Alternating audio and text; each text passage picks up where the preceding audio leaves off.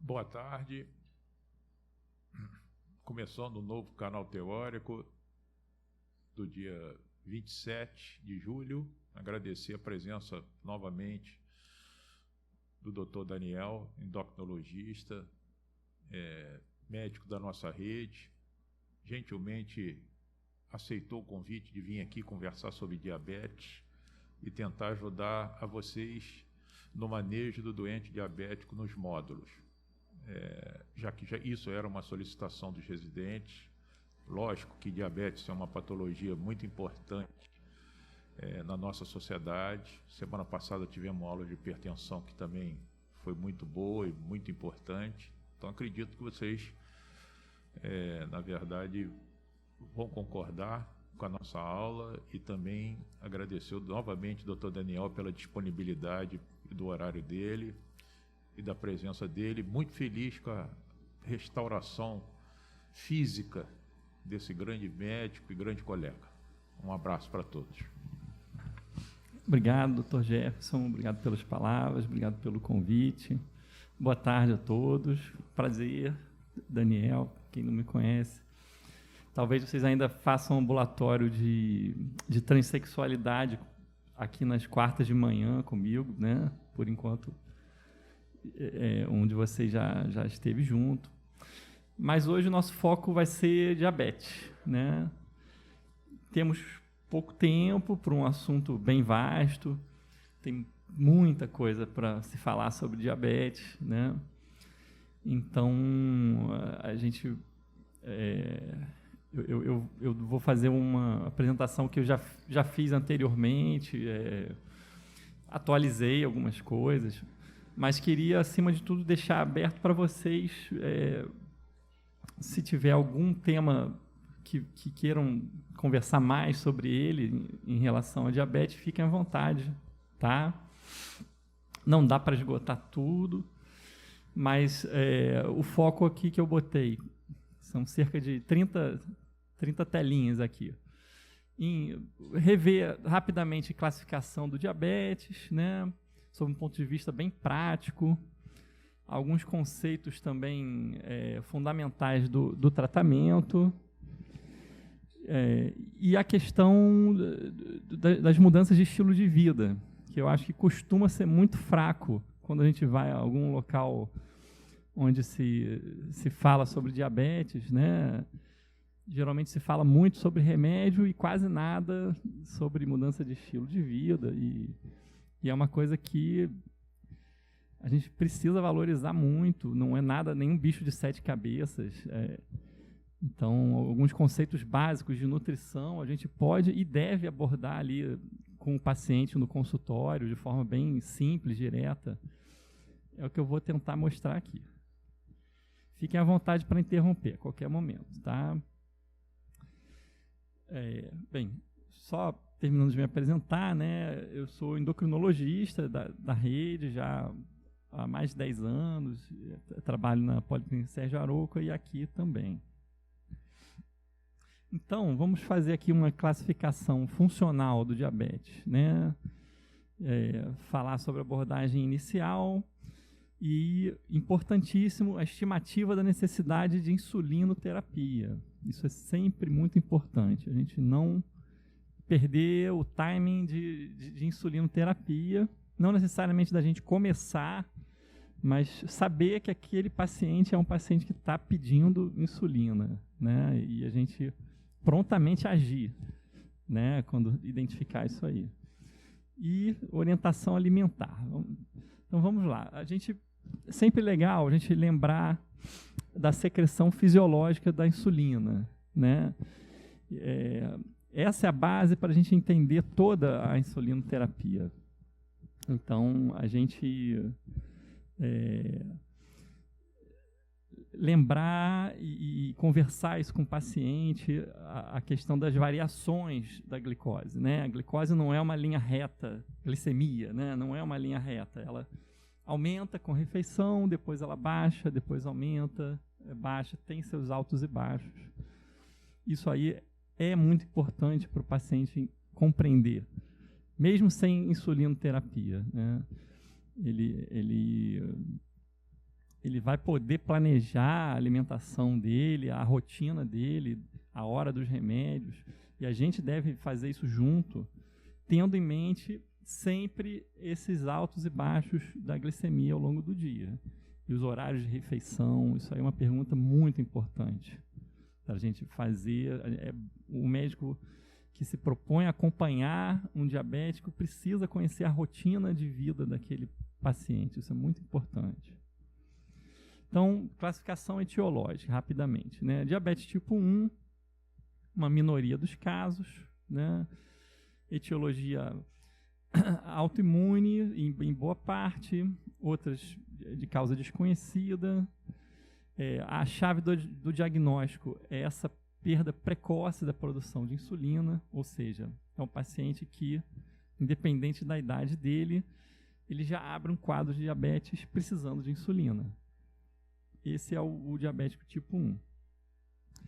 E é um paciente que a gente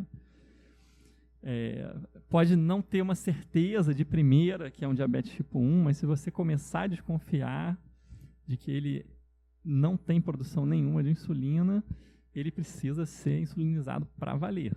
Tá? É uma doença de especialista, vai encaminhar para um especialista, e ele precisa ter os 2 tipos de insulina, não serve só uma basal. Né? É uma questão que a gente vê direto em consultório, um paciente que tem diabetes claramente tipo 1 e que está tratando só com uma insulina de base. Então, ele não acompanha aqueles altos e baixos que a gente viu do gráfico, do fisiológico. Né? Então, esses pacientes precisam ter, além da basal, uma insulina de ação rápida ali. Pelo menos nas refeições principais. Então, mesmo que você não vá acompanhar esse paciente como o médico principal ali do diabetes dele, se você vê que ele está com um endocrinologista que não está fazendo essas insulinas das refeições, cogite trocar de endocrinologista. Senão o tipo 1 não vai ficar legal, não vai ficar controlado. Já o tipo 2, né, esse sim, a maioria, a imensa maioria, que é o que vocês já tratam ali no dia a dia e vão tratar muito e muito a vida inteira. Já são pacientes que, pelo menos no começo da doença, eles ainda têm um pâncreas que funciona, mas essa secreção da insulina ou a ação da insulina já não está mais ideal. Então, é uma hiperglicemia que tende a ser progressiva, pode ser que fique muito bem ali com alguns comprimidos, com a dieta, ou pode ser que precise de insulina em graus variados ao longo da doença. Né? Então, sempre precisamos estar com a cabeça aberta para identificar para onde está indo o paciente. Né? Está associado com sedentarismo, com sobrepeso, mas também pode acontecer em pessoas magras, também pode acontecer em crianças, em adolescentes. Acima de tudo, é a questão do comportamento da glicemia, da evolução da doença, que fala mais alto para esse diagnóstico. Né? Então, botei aqui, chave diagnóstica, hiato temporal entre o início do diabetes e demanda por insulinoterapia. Isso que eu acho bem legal, recomendo para todo mundo, quando trata um paciente com diabetes, tentar identificar no cabeçalho ali, né, nas evoluções, você ter assim, fulano de tal, diabetes desde os 40 anos, insulinoterapia desde os 52 anos. Só isso. Isso aí vale mais do que você querer rotular como diabetes tipo 1, tipo 2, entendeu? Você botar diabetes desde os 40, insulinoterapia desde os 42. Opa, muda de figura. Então, essa é uma dica muito forte para você estimar qual tipo de diabetes que você está lidando ali. E tem outros tipos específicos, né? Doenças genéticas, etc. Eu vou chamar a atenção aqui para as doenças de pâncreas, né? Então, pessoas que, por exemplo, tiveram uma pancreatite extensa, né? Elas podem desenvolver um diabetes bem grave ali, por necrose mesmo do pâncreas. Isso não é uma coisa de todo rara. No dia a dia, prática médica, você tem às vezes um paciente de diabetes tipo 2, está muito bem controlado, só com uma metformina, tranquilo. Aí teve um cálculo biliar, teve uma pancreatite, se internou. Quando volta, você vai ver a próxima consulta, ele está 0 insulina ali. Virou um diabetes tipo 1 na prática. Você vai ter que insulinizar pesado ali. Acontece. Não é uma coisa tão rara assim, né? E diabetes gestacional é outro capítulo, é outra questão. Também não vou entrar muito nesse mérito. O que eu recomendo é, identificou diabetes gestacional, encaminhar para um obstetra experiente com isso e para um endocrinologista também. Por sinal, da rede, eu trato várias gestantes com diabetes lá no Sérgio Arouca, né? Podem até encaminhar para lá, se tiverem alguém. Mas, então, prevenir complicações, né? Eu botei aqui, a razão de ser do tratamento de diabetes é prevenir as complicações crônicas e agudas. Então, muito mais do que só focar num número ali, uma meta de glicose, claro que isso é importante, mas vai além do número, né? É o número mais a clínica, a situação ali, o risco geral ali de complicações, isso sempre tem que estar em mente com a gente, né? No diabético. Todo planejamento do tratamento, você vai levar em consideração os riscos de ter complicações. Metas devem ser flexíveis. O que eu quero dizer com isso, né? Uma pessoa, por exemplo, um idoso de idade muito avançada, mais de 80 anos, que tem um diabetes leve a moderado, que tem inúmeras outras comorbidades e tal, você não precisa ser tão rigoroso no controle glicêmico, igual você seria com, por exemplo, um adulto jovem, um adolescente, né? O tempo de vida que aquele idoso vai ter com diabetes, o tempo para desenvolver complicações graves, é um tempo mais limitado do que da pessoa muito jovem. Então, isso se traduz em recomendações oficiais, se vocês forem ler os guidelines e tal, de que tenham-se metas diferentes de hemoglobina glicada e de glicemias de acordo com a faixa de idade.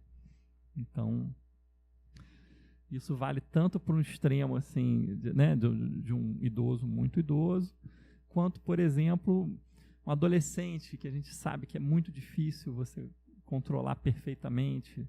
Você tem muitos hormônios, a primeira metade ali da adolescência, né, está crescendo. Então, você também não vai ser tão rigoroso assim quanto será com um adulto que já completou a adolescência, está estável.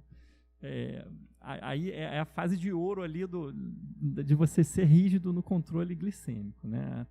Essa fase de começo da vida adulta até o idoso, as primeiras partes ali da fase de idoso.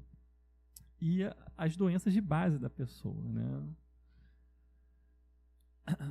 Então, só fechando essa questão, né? Por exemplo, tem que ter em mente que hipoglicemia pode ser uma coisa muito grave. Uma pessoa, por exemplo, um cardiopata, uma pessoa com doença cerebrovascular grave, que já teve AVCs, você não faz nenhum sentido querer um controle glicêmico extremamente rígido e esse paciente fazer hipoglicemias graves, ter mais um AVC, ter um infarto, ter uma arritmia. Isso não faz nenhum sentido, né?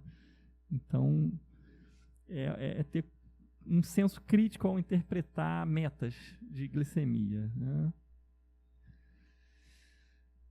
Aqui, mostrando um pouco insulina e seus análogos. Vocês querem que fale mais sobre isso? Ou posso passar? O que vocês acham? Pode falar? Não. vocês, além da insulina NPH irregular, vocês costumam ter contato com outras insulinas no dia a dia? Então, o que eu posso dizer é o seguinte, a diferença entre as insulinas é o tempo de ação delas, e só isso, né? Então, eu costumo falar para os pacientes, e com maior segurança, assim, que não importa tanto qual insulina você está usando, não importa você saber usar bem aquela que você se propôs a usar, né? O segredo ali da insulina é conhecer os tempos de ação de cada uma delas, porque a partir daí você vai desenhar um esquema terapêutico com as armas que você tem, né? Então, a insulina NPH, por exemplo, dentre as basais, né? Ela não é uma linha reta, ela vem, sobe, faz um pico de efeito, depois desce. Então, uma aplicação ao dia pode ser boa, por exemplo, para alguém com diabetes tipo 2, que você quer melhorar, por exemplo, a glicemia de jejum é o problema pior dessa pessoa. Então, fazer uma dose à noite de insulina NPH pode ser uma ótima ideia, né? Agora, alguém com diabetes tipo 1 ou um tipo 2 que já não tem secreção nenhuma de insulina, claramente não será possível ter um bom resultado com uma aplicação só ao dia da NPH, né? Você vai precisar pelo menos 2 e muitas vezes 3 aplicações ao dia, porque você vendo esse gráfico, né, das horas ali, você, para cobrir o dia inteiro, vai ter que ter outras aplicações. Eu uso bastante 3 doses ao dia de NPH, tá? É um esquema que ele é campeão, assim, dificilmente você não vai conseguir controlar alguém se fizer 3 aplicações ao dia da NPH, né? Dá trabalho, é chato, mas uma antes do café, uma antes do almoço, uma de noite, tem cobertura aí para o dia inteiro. É questão de acertar na dose, mas tem tudo para dar certo, né?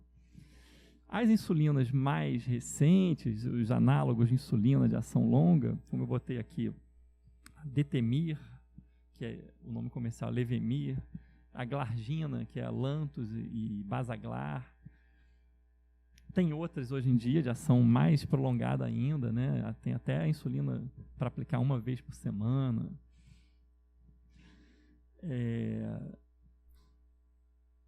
Duas questões que é bom a gente ter um olhar crítico sobre elas, né? Primeiro,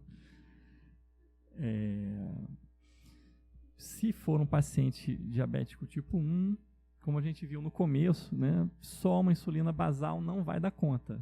Então, é bom usar uma insulina mais moderna ali, que é uma aplicação só ao dia? Sim, é bom. Mas não dispensa a necessidade de fazer os bolos, né, de insulina rápida nas refeições. É fundamental, elas foram feitas para usar com as insulinas rápidas também, né? A questão de insulina, por exemplo, uma vez por semana, tem ressalvas assim, na questão de ser muito diferente do fisiológico, né? Sempre lembrar daquele gráfico inicial. Glicemia sobe e desce, sobe e desce. Você botando uma coisa em linha reta de um dia já está fugindo dessa fisiologia. Agora, de uma semana, é bastante, né? Então, vai ter que ter muita cautela para não ter hipoglicemias e, ao mesmo tempo, você trabalhar com uma dose mais baixa vai depender bastante de fazer uma boa insulinização rápida, né, das prandiais ali, dos bolos, para ficar com resultado bom. Levando isso em consideração, não há nenhum problema em usar essas novas insulinas, mas elas não são necessariamente melhores ou piores do que a NPH irregular, tá? Dá para controlar muito bem com NPH irregular, não há nenhum problema nisso. E o que eu sugiro é, conheça bem aquela que você está usando e está tudo bem em relação a isso. Tratamento individualizado, né? Então, tratamentos não são isentos de risco. Equação risco versus custo versus benefício precisa ser considerado, né? Sobre custo não precisa nem falar, né? Que você pode tanto fazer um tratamento que o custo final vai ser zero para o paciente, quanto você pode fazer alguém gastar R$2.000 por mês, R$3.000 por mês para se tratar. Não necessariamente vai ser melhor esse tratamento mais caro, né? São formas diferentes de fazer. Agora, há uma pressão, né, por parte de indústria farmacêutica, etc., propaganda muito grande para se usar produtos de custo alto, mas isso não necessariamente vai se traduzir num bom controle glicêmico, tá? É importante conversar isso com o paciente também, porque somos sempre induzidos a achar que o mais caro é o melhor e tal. Isso não é verdade. A questão das hipoglicemias, né, como a gente falou antes, podem precipitar um evento cardiovascular agudo grave. Então, cuidado, principalmente com idosos e cardiopatas. A questão do paciente portador de comorbidade com prognóstico reservado pode ter metas glicêmicas atenuadas em favor de melhor qualidade de vida. A gente tinha conversado sobre isso, né? Então, por exemplo, paciente com cirrose hepática, paciente renal crônico, isso pode mudar profundamente a resposta da pessoa ao tratamento. Então, são casos que eu recomendo também encaminhar para um especialista e ter bastante cuidado nesses tratamentos. Complicações, né? Revendo. Uma forma interessante da gente lembrar das complicações é dividir entre as macrovasculares, são aquelas associadas de modo geral à aterosclerose, lesão macrovascular. As principais, né? Doença coronariana, doença cerebrovascular, doença arterial periférica.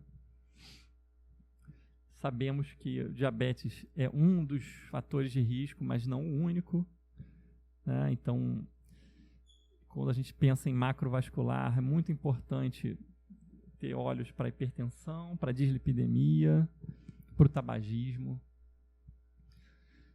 Não raro vem paciente que está muito focado em tratar diabetes e você vai ver, tem um LDL colesterol péssimo e ninguém está olhando para isso, não está bem tratado.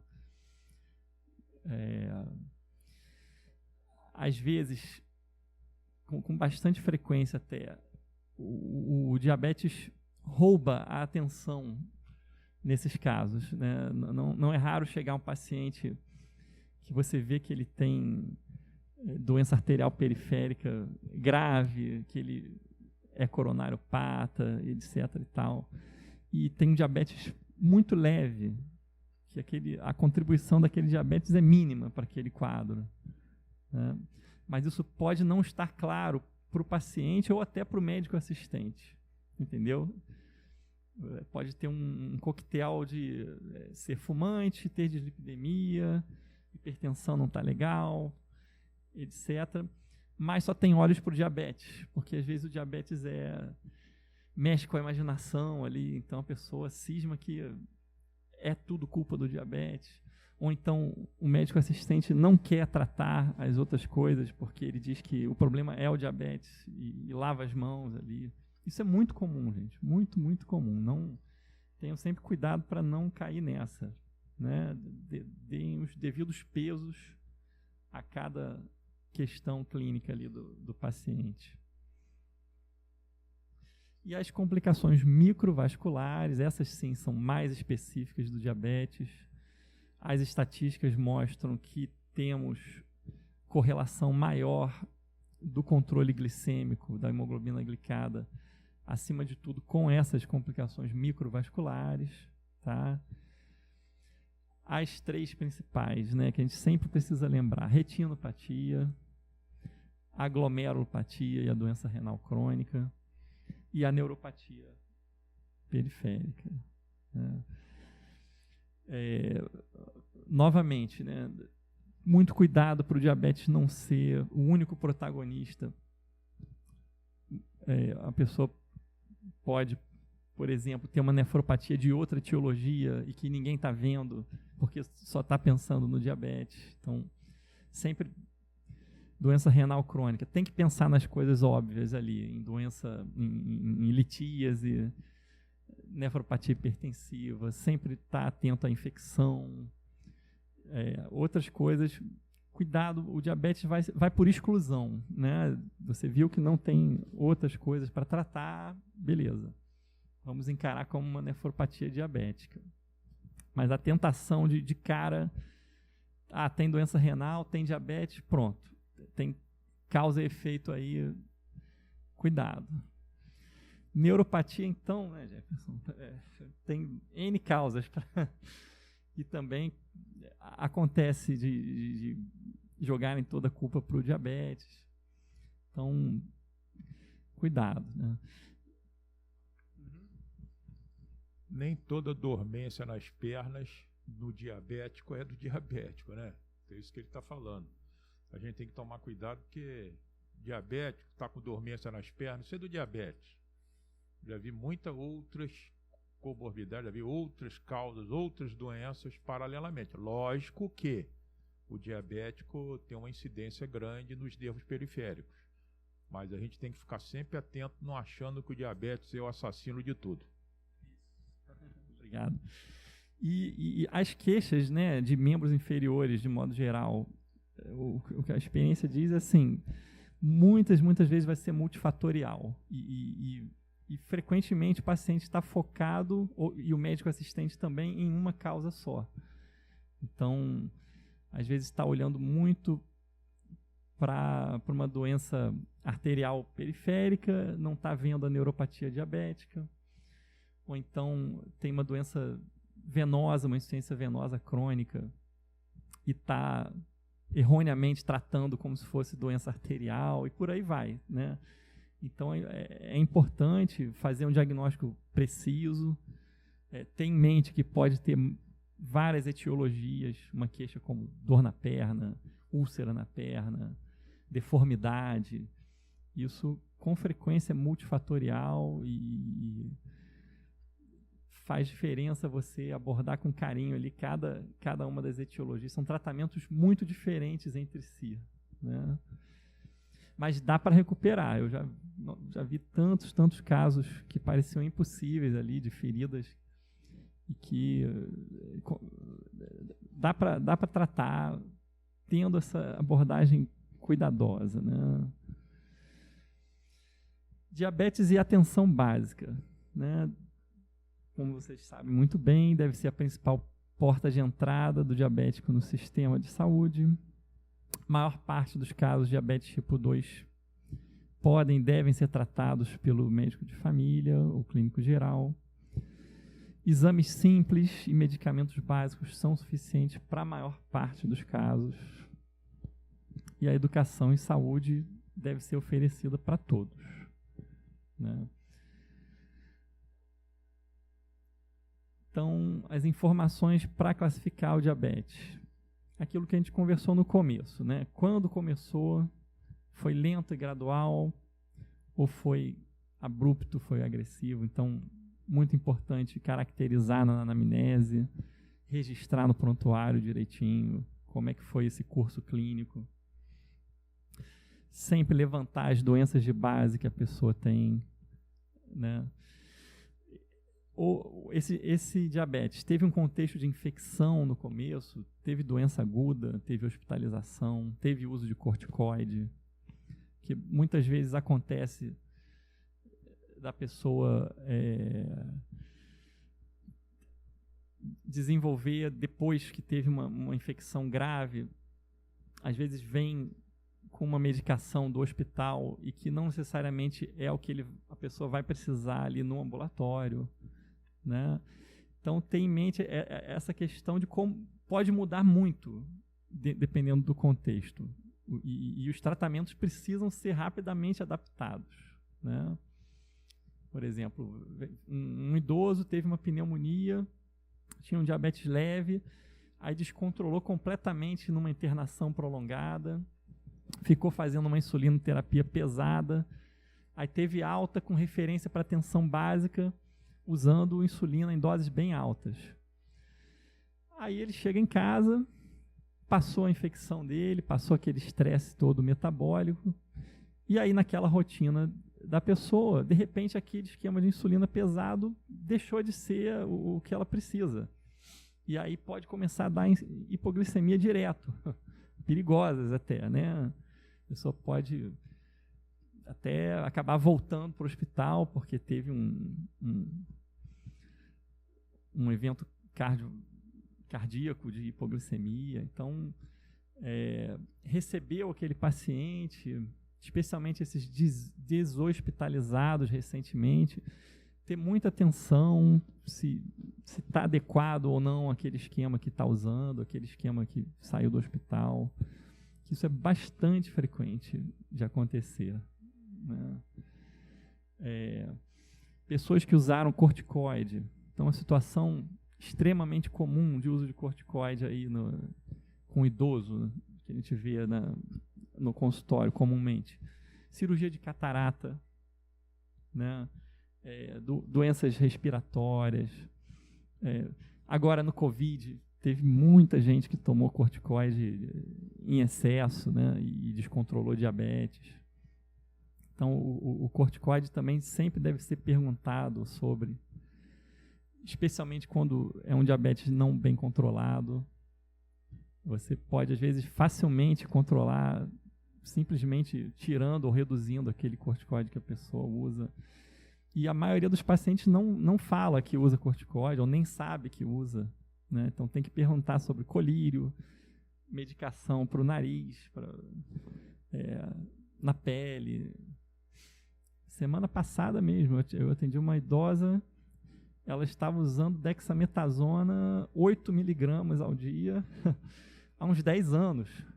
Ela fez uma cirurgia plástica, um procedimento assim, que não deu muito certo no glúteo.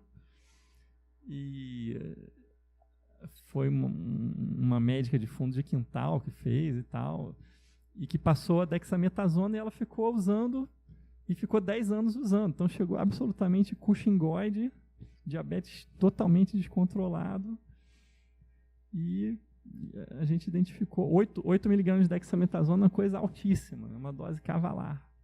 Então, o tratamento desmame do corticoide e não aumentar os remédios do diabetes, né?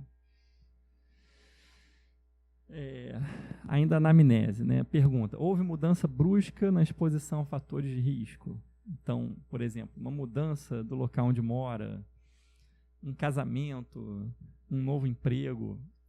Coisas tão simples quanto isso podem afetar profundamente o controle do diabetes, né? Porque é uma doença muito relacionada à rotina. Então, a rotina que a pessoa tem é a rotina de alimentação que ela vai ter, e isso vai influenciar bastante a glicemia dela. Então, investir em conversar, conhecer a rotina, isso frequentemente vai ser muito mais valioso do que pedir diversos exames, partir para remédios caros, né?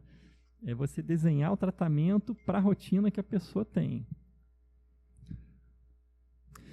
Existem sinais que sugiram insulinopenia, né? Então, quando a gente suspeita que o paciente está precisando de insulina, um emagrecimento não desejado, né? Os famosos poliúria, polidipsia, astenia, né? falta de energia, o paciente está sempre cansado. Tudo isso pode sugerir bastante que está faltando insulina.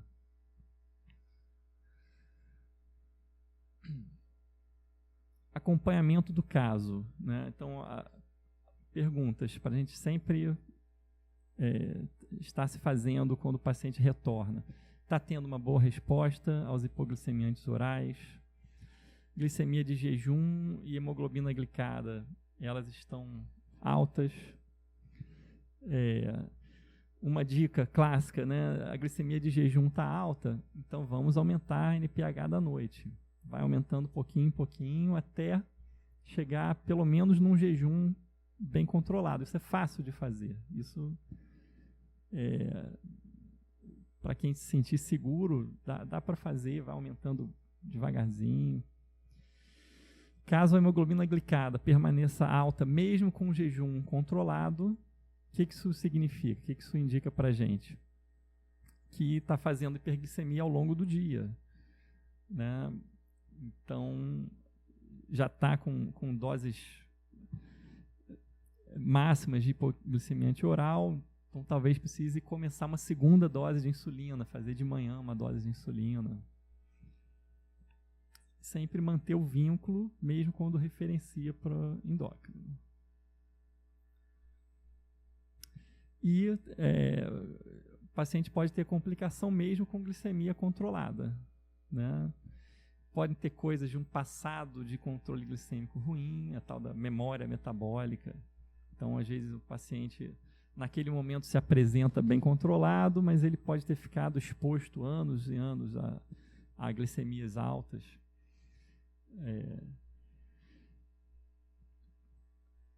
Podem ter complicações de que o diabetes não foi agente principal, falamos disso já, né? E o acompanhamento com outras especialidades, nefrologia, cirurgia vascular. Fatores de risco, né? Agora pulando para outra questão, né? Então, esse quinteto aqui, que a gente sempre deve trazer à tona com o paciente.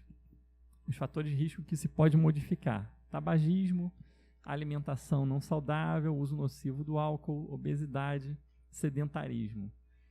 Sempre devemos conversar sobre isso, né, e estimular o paciente a evitar esses fatores. Intervenções: abandono do tabagismo, conversar sobre o consumo responsável de álcool ou abstinência para quem não consegue ter consumo responsável, orientações realistas sobre o peso, atividade física, ser sempre também bem realista, dentro daquela rotina que o paciente tem, o que é possível ele fazer. E os mitos e verdades sobre nutrição, né? Aqui já na parte final, vocês querem que a gente fale um pouquinho mais de nutrição ou querem perguntar outras coisas? O que vocês preferem? Pode ir na nutrição?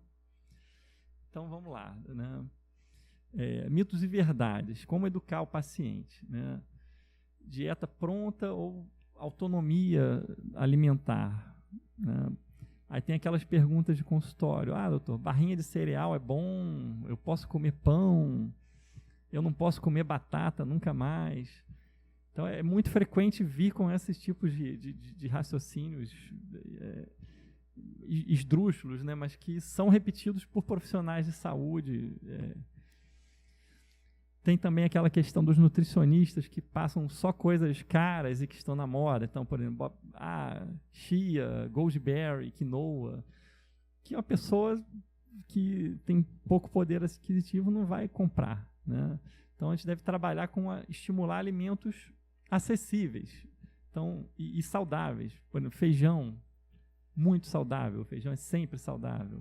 Aveia, frutas como maçã.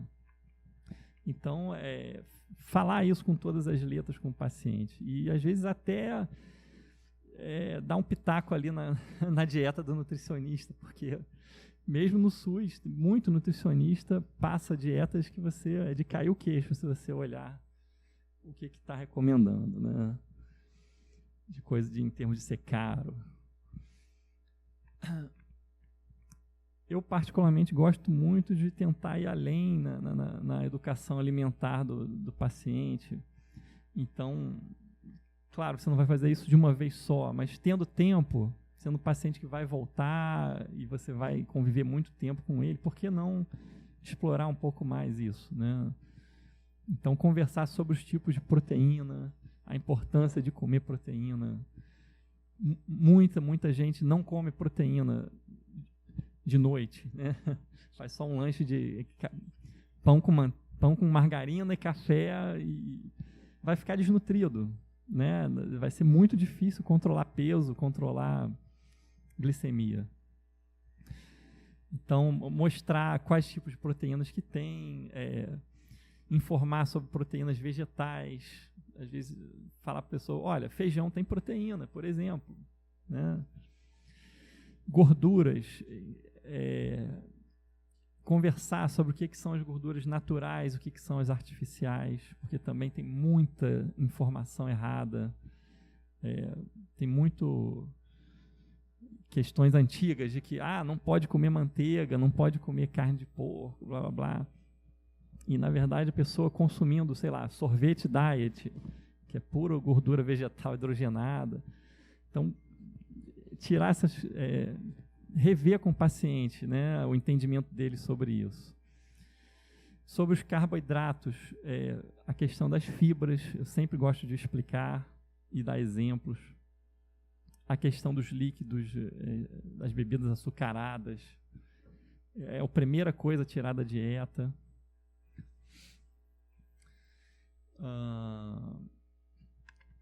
Essa questão de dietas transitórias ou dietas exclusivas, né? O que seria uma dieta exclusiva? Dieta da proteína, dieta zero carboidrato, zero gordura.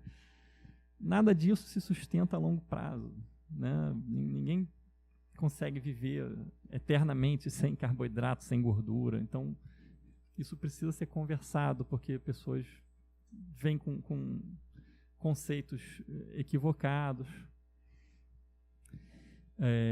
Questão de suplementos, né? Também saber que a vitamina vindo do alimento, ela vai ser sempre melhor do que através de suplemento. Erros comuns, agora especialmente para o diabetes obeso, né? Então, primeiro de tudo, bebida açucarada, né? Essa tem que tirar, não tem jeito, não tem nenhum diabetes que vai sobreviver ali com a pessoa consumindo bebida açucarada diariamente, em grande quantidade, não dá. Consumo insuficiente de fibras e proteínas vegetais. Então, a questão de ver se a pessoa come legumes, verduras, frutas diariamente e convencê-la a fazer. A questão dos longos períodos de jejum, né, que é um erro clássico, especialmente do paciente obeso. Super comum não tomar café da manhã, café da manhã, vários estudos mostram que é uma refeição protetora, é importante você ter um bom café da manhã saudável, né? A questão do comer noturno, pacientes obesos, a grande maioria come pouco, insuficiente na primeira metade do dia, vai fazendo dieta, chega de noite, não consumiu nada da caloria que precisa, vai ser até inconsciente mesmo que ela vai atacar alimentos hipercalóricos, porque ela precisa bater a cota dela diária de caloria, né? Por mais óbvio que isso seja, isso é muito comum, o paciente chega sem ter noção disso. Então, vamos trazer a consciência deles para tentar corrigir.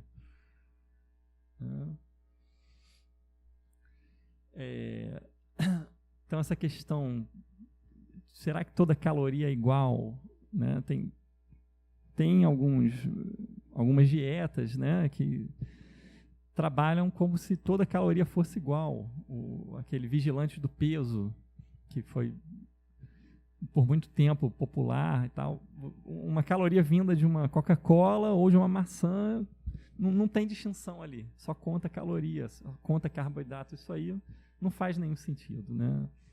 Então, a qualidade dos alimentos, o tempo de digestão, tudo isso, por que não conversar sobre isso com o paciente no consultório, né? Aí tem essa nova pirâmide alimentar, que nem é tão nova assim, não sei se vocês conhecem ela, mas é uma coisa que vale a pena correr atrás para ler. ela valoriza a qualidade dos alimentos e não só o tipo de alimento.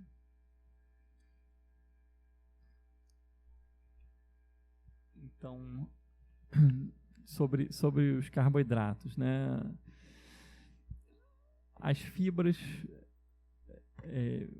explicar conceito de fibra, de alimentos que vão ficar mais tempo para serem digeridos, dar os exemplos de fibra e fazer com que o paciente passe a comer mais fibras no dia a dia. Isso ajuda muito na estabilização da glicemia.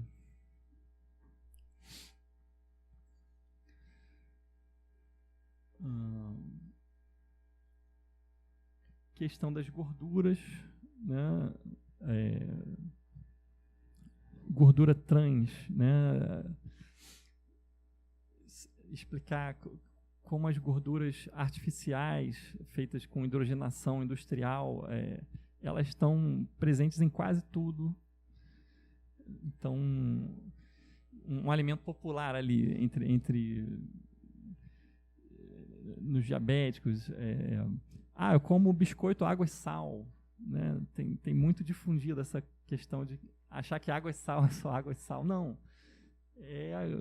Você tem gorduras ruins ali, né? Quase todos os alimentos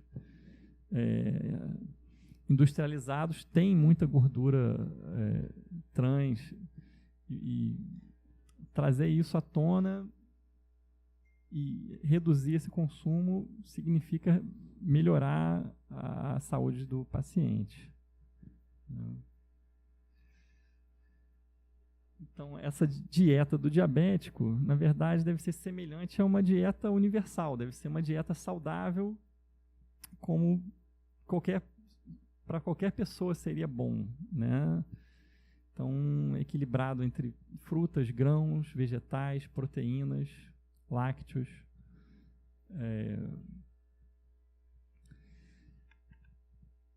Enfim, uma coisa muito importante, conversar com os pacientes.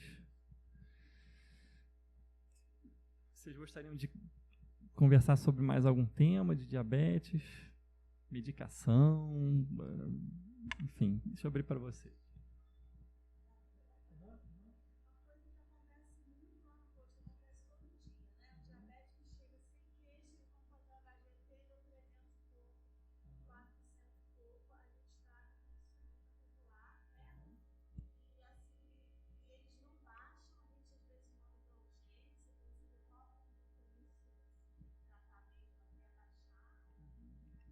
Então, um paciente que você flagra ali, né, ele com uma glicemia de 400, o que você deduz automaticamente aí? O que esse paciente precisa em termos de medicação?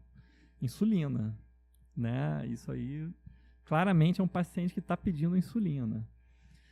Então, o que eu recomendaria, né? Tira o foco um pouco do curto prazo ali. O curto prazo é isso mesmo, dá uma insulina regular para aquilo baixar e tal, ok.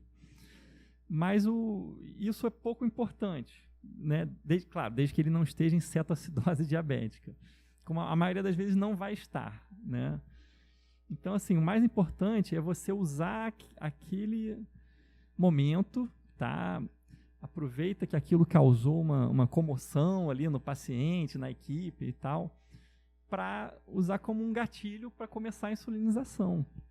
Né? Para você falar, olha, fulano, você com essa glicemia aí, tá óbvio que você precisa começar a usar insulina, não assim de emergência, de urgência, mas usar todos os dias. Né? E o foco deve ser no segmento desse paciente, né? Para que isso não aconteça de novo. Né? Você acha que esses pacientes, a maioria, qual o desfecho? O que acontece depois?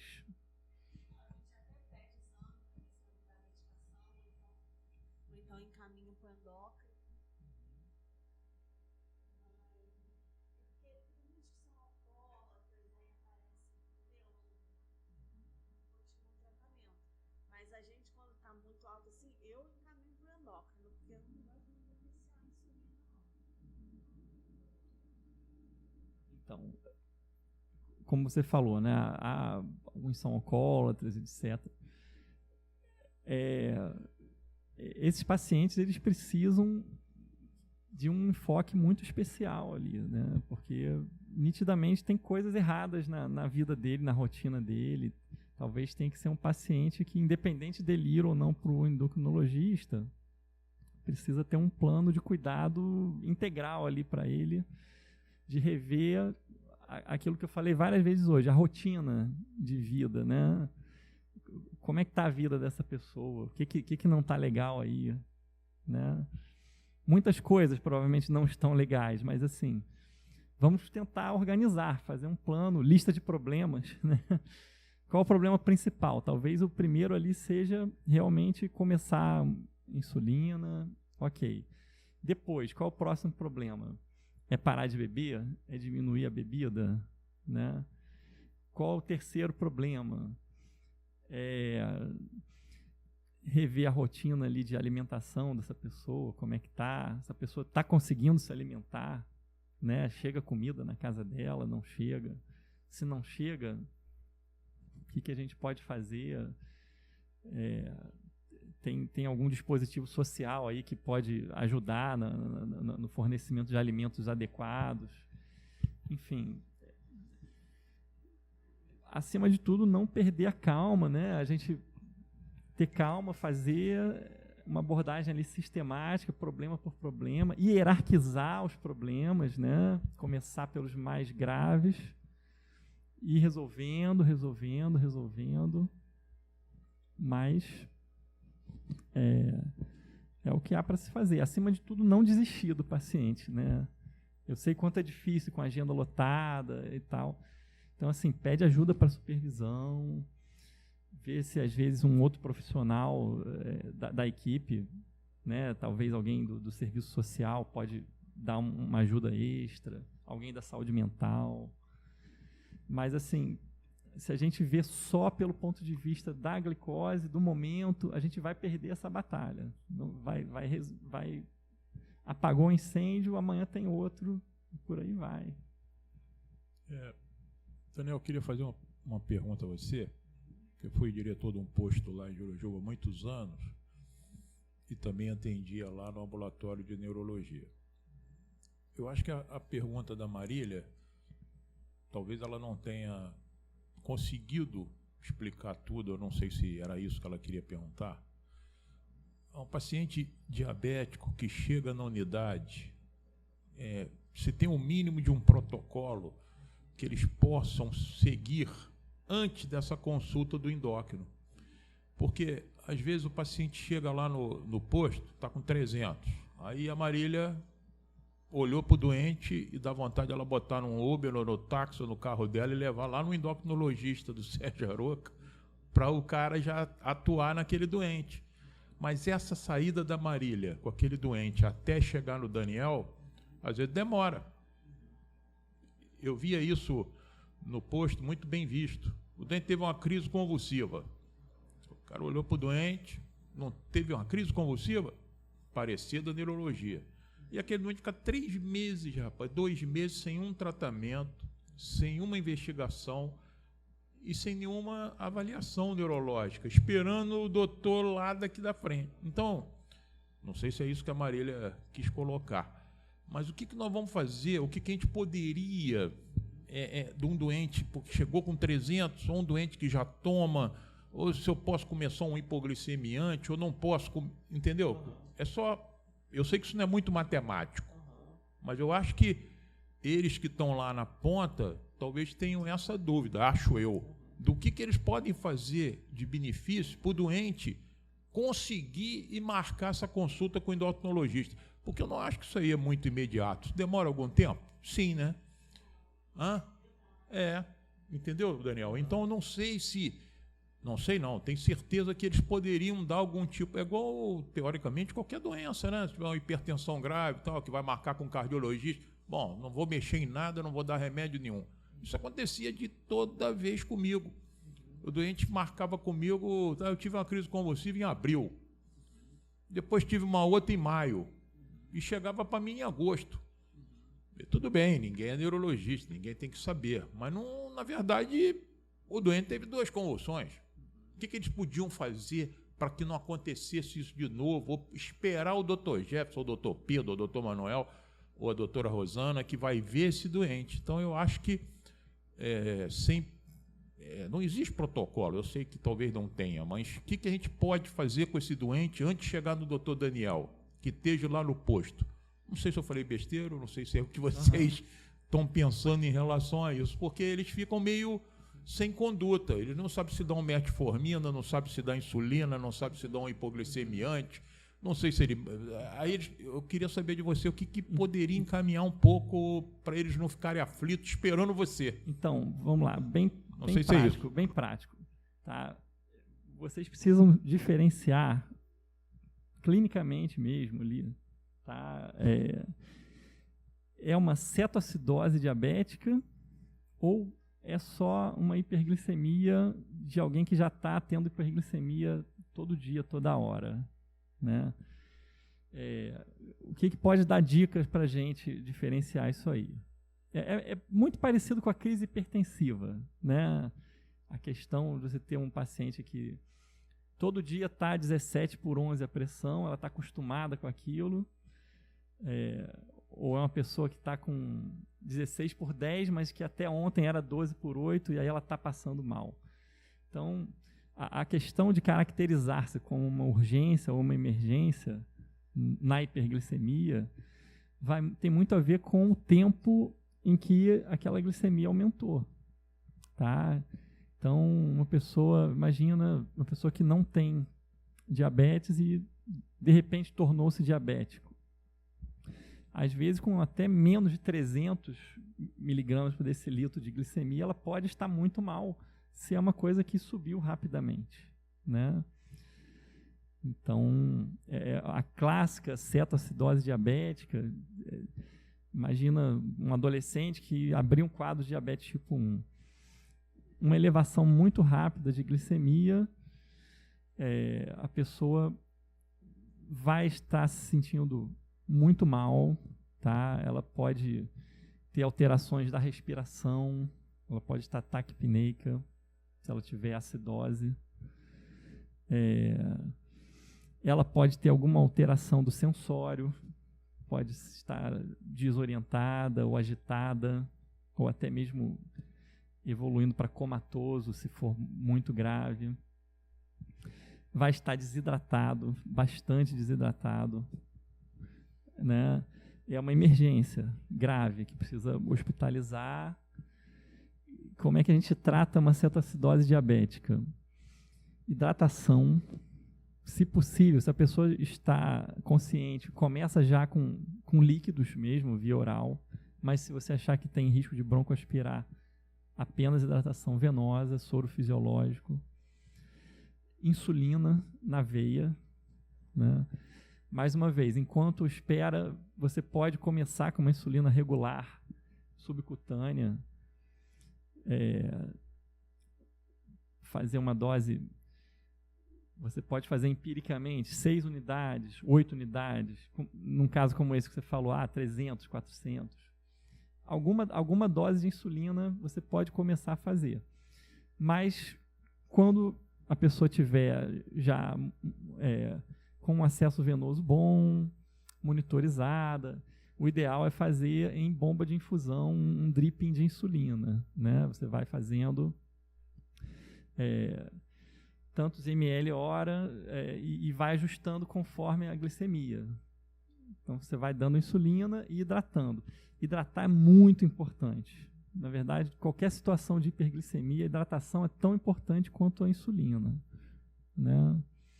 Nesses casos de emergência, tem que estar muito atento com a questão dos eletrólitos, sódio, potássio, porque é frequente você ter alterações e que podem mudar abruptamente. Você pode, por exemplo, estar com um potássio que está alto no sangue, mas daqui a pouco você começou a hidratar, dar insulina e tal, mas o potássio corporal total ele está baixo, então pode mudar. Enfim. Dá para tratar de cetoacidose ambulatorialmente? Dá. Na residência de endócrino, a gente às vezes fazia quando está numa fase inicial e tal. Mas, assim, o estado geral do paciente vai ser importante, né? Um exame básico, um EAS, se você tiver acesso a um EAS, o EAS pode mostrar cetonas na urina, entendeu? É uma coisa, um exame simples e que pode te ajudar bastante, né? Mas seria interessante colher exames básicos, a glicose, ureia, creatinina, eletrólitos. Sempre perguntar por que descompensou aquele diabetes. Você vê que boa parte das vezes vai ter alguma infecção acontecendo, ou uma pessoa que parou de usar subitamente o remédio, se já usava. Só que a maior parte das vezes, esse tipo de caso que você relatou não vai ser a cetoacidose. A maioria das vezes vai ser uma pessoa que já tem diabetes e ou não sabia que tem e não trata, ou trata meia bomba ali, né, como diz, está claramente insuficiente. Então, se você já conheceu o histórico, ajuda bastante, né? Se é uma pessoa ali da comunidade que já é conhecido, já tem a ficha médica dessa pessoa, você pode ficar relativamente tranquilo se você souber que já tem diabetes. A pessoa, apesar de estar ali com 300, 400, ela clinicamente está bem, entendeu? Não está taquipneico, agitado, sudoreico. Uhum.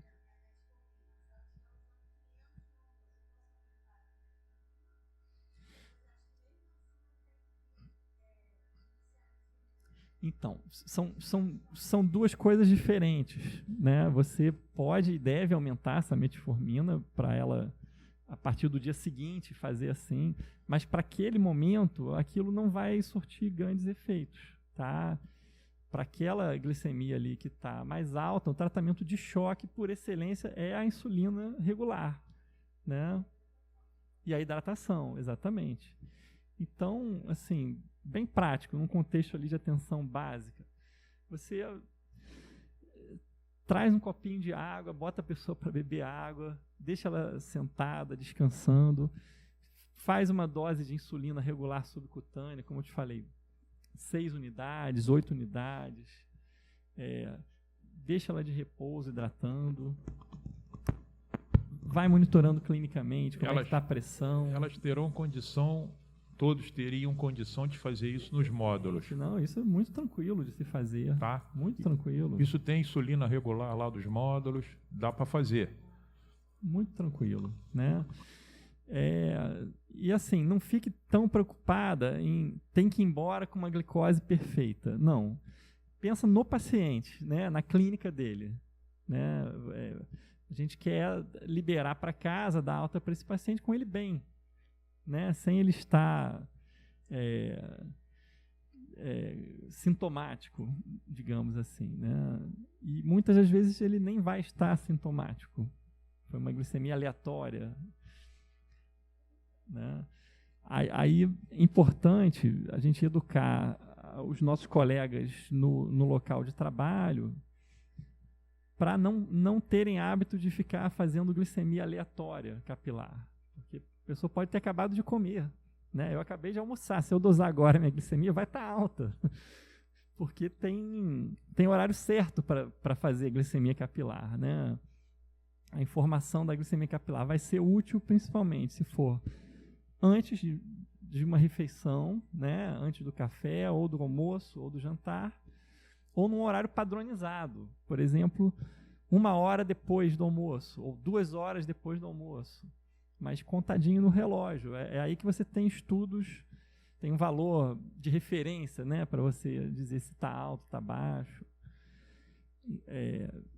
Quando vem uma glicemia assim aleatória, é uma informação de pouca utilidade, de modo geral, né, que pouco muda ali para o tratamento. Então, acima de tudo, assim, a gente ficar tranquilo, pensar com essa cabeça. É uma emergência, uma cetoacidose ou não? Ou é uma glicemia capilar aleatória num paciente que está cronicamente mal controlado, né? Se for a primeira situação da cetoacidose, opa, acende o sinal vermelho, pede ajuda, se possível transfere, ok. Agora, não tem nenhuma evidência para cetoacidose, então calma, vamos, primeiro de tudo, tranquiliza a equipe, tranquiliza o paciente, tranquilize você mesma, hidrata, repouso, faz essa insulina regular, espera um pouquinho, deixa mais um tempo ali, mas não é motivo para pânico, né? Mas é sim, como eu falei antes, é motivo para dar um passo adiante na seriedade desse tratamento. É um tratamento que não está sendo bem sucedido. E aí, esse paciente era virgem e chegou lá no módulo, não tem sinais de cetoacidose, ela fez a insulina regular, 3 horas depois a glicose se normalizou, ela também ficou calma, fez um manhã-glucoteste nela também, a glicose estava normal, e ela aí pediu um parecer da endócrino. Qual a prescrição que esse doente deveria sair do módulo em direção ao endócrino, que vai demorar uns 2 ou 3 meses? O que você sugeriria? Então, sabendo que tem uma creatinina normal, tá? Que não é um renal crônico avançado, metformina sempre será a nossa primeira escolha, né? Tirando casos muito específicos, seria um renal crônico avançado, ou um cirrótico com uma cirrose avançada, mas assim, a grande maioria dos pacientes vai tolerar muito bem a metformina. E a gente deve, né, começar na atenção primária a metformina, sem dúvida alguma. Qual a maneira interessante de começar a metformina? Devagar, devagar. Começa um comprimido depois do jantar ou do lanche da noite. Espera 2, 3 dias. Para se tiver diarreia, que é super comum, isso não ser um motivo de abandono de tratamento, porque essa diarreia vai passar em 2 a 3 dias. Ok, 2 a 3 dias, beleza, tolerou. Vamos para a segunda dose, um comprimido depois do almoço também. Sempre que possível, 500 miligramas e um de liberação prolongada. Glifage XR, Meta SR, enfim, tem várias marcas aí. Mas é sempre um bom começo, né? Fazer pelo menos essa dose, um depois do almoço, um depois do jantar, é um mínimo do mínimo. Para esse nosso paciente, que já deu de cara 300, 400, você pode, com tranquilidade, prescrever uma sulfonilureia, como glibenclamida, 5 miligramas. Aí você pode, por exemplo, fazer de manhã, né? Nesse caso, especificamente desse paciente, talvez você pede para ele usar um antes do jantar e já na manhã seguinte fazer um de manhã antes do café da manhã. Se você começar com um pacote super básico, glibenclamida, 5 miligramas, um comprimido antes do café, uma metformina após o almoço, uma após o jantar, uma cobertura básica ali, você já está fazendo, né? Se era um paciente virgem de tratamento, talvez isso não vai ficar perfeito e tal, mas é o suficiente para ele aguardar. Vai aguardar a avaliação do endócrino posteriormente. Exatamente. Não é isso? Uhum. É porque a minha angústia é que às vezes esses doentes ficam sem tratamento adequado até vir a consulta do endócrino, entendeu? Não tem porquê. Não, é isso aí. Não tem porquê. Às vezes o colega lá do módulo fica um pouco receioso. Será que eu uso Daonil? Será que eu uso só a metformina? É uma dificuldade que eles têm, que é inerente, não é a especialidade deles. Será que o cara teve uma convulsão, eu dou um Gardenal ou não dou nada? Então, é complicado, né? Então, é por isso que eu acho que eles têm essa aflição, que é super normal. Um paciente desses que passou dos 300, fique muito tranquilo de fazer o glibenclamida, não... Agora, oriente-o a comer, né? É um remédio que pede comida. A glibenclamida toma antes do café e toma café da manhã, e almoça, e lancha, e janta. Isso aí é importante. A pessoa precisa É uma classe de remédio que pede comida depois, né? E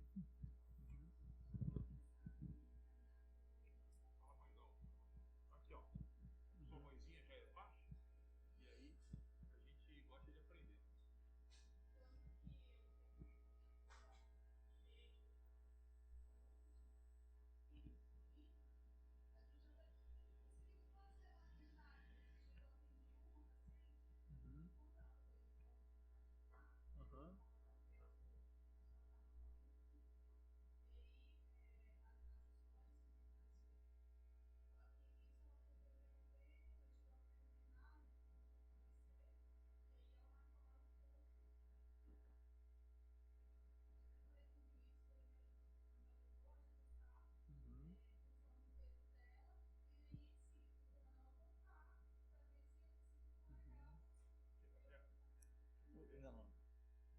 será que ela teve uma hipoglicemia, esse AVC aí? Lembrando do que a gente falou ali, esse endócrino que ela foi atendida, será que foi mão pesada na insulina? Mas, enfim, quando encaminhar, não tem uma regra de ouro, né? Depende muito de como cada médico se sente à vontade, né? Pode ser que uma pessoa se sinta mais à vontade para progredir, por exemplo, aumentar a dose da glibenclamida, aumentar da metformina, ou até mesmo começar a insulina basal. Se está se sentindo à vontade com a coisa, tudo bem, não há problema. Assim como a pessoa pode simplesmente não gosta de tratar diabetes, não é a praia ali, não há nenhum problema em querer encaminhar antes também, né? Cada um. Mas pelo menos esse começo dos hipoglicemiantes orais mais básicos, eu acho que é importante começar na atenção básica, né? E acima de tudo, no momento que você sente que não está progredindo, né? E aí leia-se hemoglobina glicada alta, né? Você, poxa, já estou fazendo os comprimidos que eu conheço, ou até a dose inicial de insulina, mas tem uma glicada ali que está ainda na casa de 10, 9, ou eu já estou com as doses máximas ali e ela ainda está num 8,5 de glicada. Eu preciso avançar mais. Então, encaminha com tranquilidade, né? Sempre importante o parecer descrevendo, né, quais remédios que está usando, botar a hemoglobina glicada no parecer ajuda muito.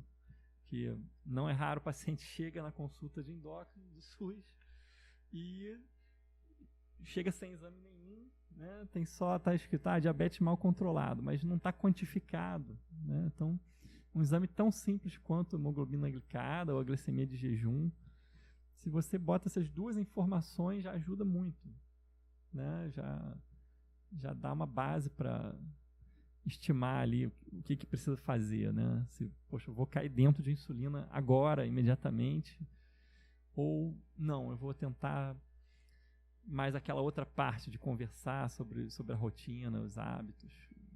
Cada caso é um caso. Mas, assim, resumindo, né? Quando encaminho, estou sentindo que eu não estou progredindo, já estou fazendo melhor do que eu posso e não está evoluindo. Glicada não está legal. Então, pode encaminhar. E aí, eu tinha lido também que quando tem um HGT assim, aleatório, tipo esse caso que a Marília está falando, já poderia começar a insulina para o paciente, já era uma indicação de começar a insulina. Então, além dessa abordagem que você falou, de começar, por exemplo, a metformina ou a glibenclamida, já poderia começar a insulina para ele? Não necessariamente, sabe? Apesar de estar nos guidelines, na prática tem muito paciente com glicemias acima de 300 que, se ele é virgem de tratamento ou quase não usa nada, que a gente vai conseguir com a medicação básica e uma boa conversa ali, mudando, vai conseguir botar na meta sem precisar da insulina, né? Não é impossível isso acontecer, né? Claro que o guideline tende a ser mais rigoroso, né? A pessoa tem até uma responsabilidade formal ali de estar escrevendo, botando o nome dela na reta, mas na vida real, na prática, não necessariamente. Aí me desculpe a ignorância técnica. Eu acho que no módulo, na dúvida de iniciar ou não insulina, eu acho que aí devia passar pelo endocrinologista. Não sei, se eu estou falando uma besteira. Que eu acho que no módulo a gente podia, na verdade, tratar a cetoacidose quando aconteceu, quando tiver uma hiperglicemia, e iniciar a hipoglicemia antioral. Mas eu acho que na dúvida de você não estar tendo sucesso com hipoglicemia antioral, e aí você resolver iniciar a insulina, eu achava que aí devia ter uma consulta com o endocrinologista. Não sei se eu estou falando uma besteira. Entendeu? Ou não sei se lá elas poderiam, ou eles poderiam começar a insulina sem primeiro ouvir o endocrinologista. Porque eu acho que o início da insulina deveria ter alguns critérios, né? Ou eu estou falando uma grande tolice? Uma dica bem prática para começar a insulina, uma situação que eu acho que seria tranquilo começar na tensão básica ali. Um paciente que tem uma glicada que está assim, acima de 10 e glicemia de jejum acima de 300. Tá? Mas que não foi uma isolada acima de 300. Ele está sempre com a glicose de jejum muito alta. Então ele está gritando para começar uma dosezinha pequena de insulina de noite. Então você começar, por exemplo, 6 unidades de insulina NPH antes da ceia, antes de dormir, 8 unidades de insulina NPH. Para alguém que está assim, direto, mais de 300, tem margem de segurança para você começar. Acho que um caso muito específico desses, assim, tá... Também. Encaminha e já encaminha, exatamente. Mas, assim, isso está, inclusive, na literatura e tal, a fator hiperglicemia de jejum é um mandatório ali para fazer essa insulina basal noturna, né? Você, hemoglobina glicada alta, mais hiperglicemia de jejum persistente. Vamos lá, pode começar. Quando tem um jejum que já está controlado e mesmo assim a glicada está alta, aí é que é mais... Vai ter que ver melhor qual é o horário do dia. Aí entra tudo aquilo que eu falei de conhecer a rotina, os meandros ali da coisa. Aí eu não recomendaria começar a insulina. Acho que é mais difícil. Na sua colocação, você prefere iniciar a NPH à noite? Sim.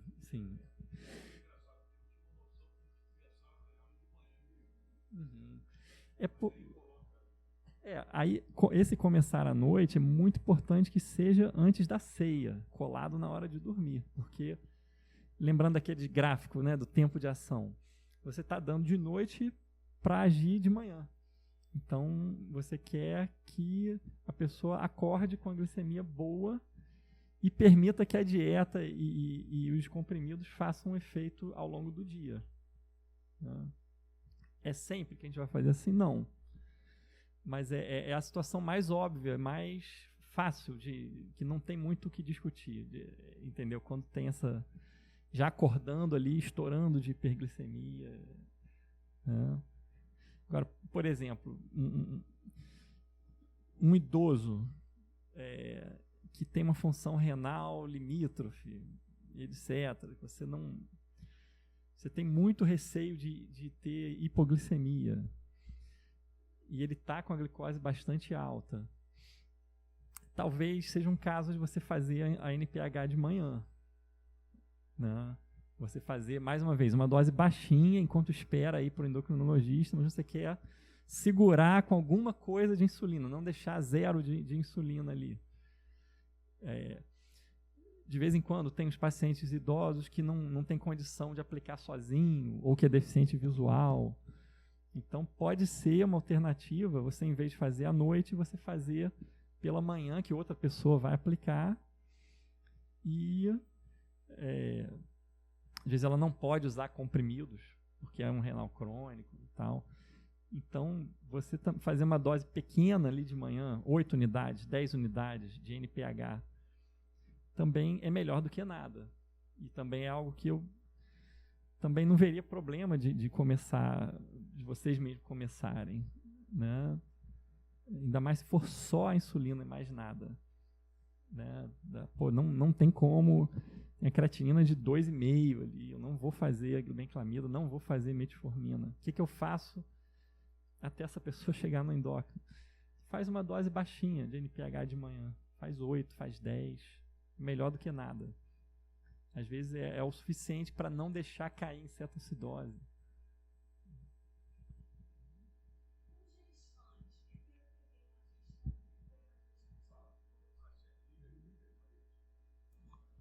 Teve uma gestante lá no posto que ela já tratava hipertensão e já tratava diabetes, aí foi fazer a primeira consulta de pré-natal e aí ela parou de tomar tudo, né? Ela estava também com uma infecção urinária, pedi para ela ir na urgência, aproveitar, ela ficou até internada por conta da hiperglicemia e perdeu a criança.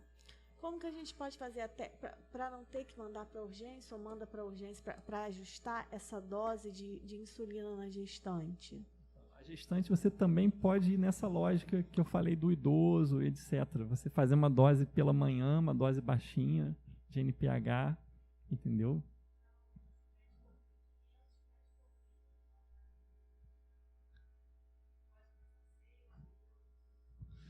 Aí cada caso é um caso, né? Tem que ver. Gente, eu vou precisar ir, agora que eu vi a hora. Preciso ir. Infelizmente, tá ótimo. Tá? Adoraria continuar.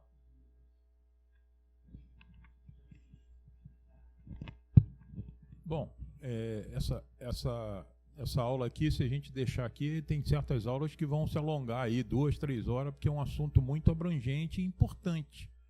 Eu proponho, se o Daniel autorizar, semana que vem a gente tem a nossa conversa da nossa aulinha. Mas na outra, Daniel, se você concordar, meio-dia, novamente, a gente voltar aqui para esticar um pouco a nossa aula, ou se é complicado? Semana que vem é dia 3, aí teria que ser dia 10. Meio-dia e meio, no dia 10?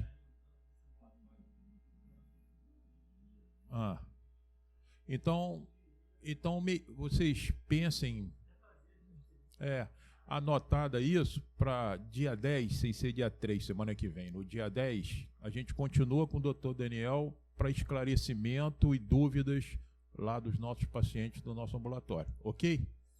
Então, meio-dia e meio marcado, no dia 10 a gente volta aqui a falar, ele tem compromisso, já esticou o horário dele, mas está se propondo no dia 10 a gente continuar essa aula aqui, meio-dia e meio. Tá legal? Aí cada um traga a sua dúvida para a gente continuar aqui.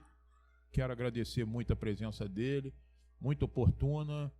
Eu também tenho minhas dúvidas, vou anotar. E vocês anotem de vocês para a gente no dia 10, meio-dia e meio, a gente se encontrar aqui de novo. Tá bom? Semana que vem a nossa conversa é normal, 1h30, né? Não precisa ser mais cedo. Acho que 1h30, carita com outras pessoas que estão lá nos seus trabalhos para a gente conversar aqui sobre os trabalhos. E dia 10, meio-dia e meio, já está marcado com o Dr. Daniel. Um abraço para vocês. Muito obrigado, Daniel.